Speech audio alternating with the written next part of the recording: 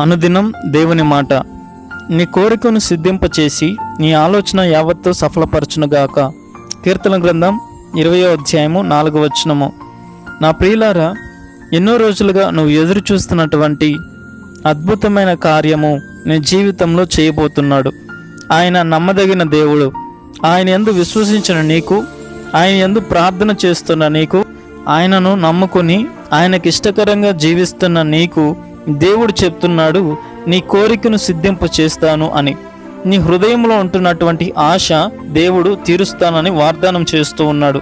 నా ప్రియులారా, ఆయన మనసున్న దేవుడు, ఆయన హృదయ అంతరంగంలో ఎరిగిన దేవుడు.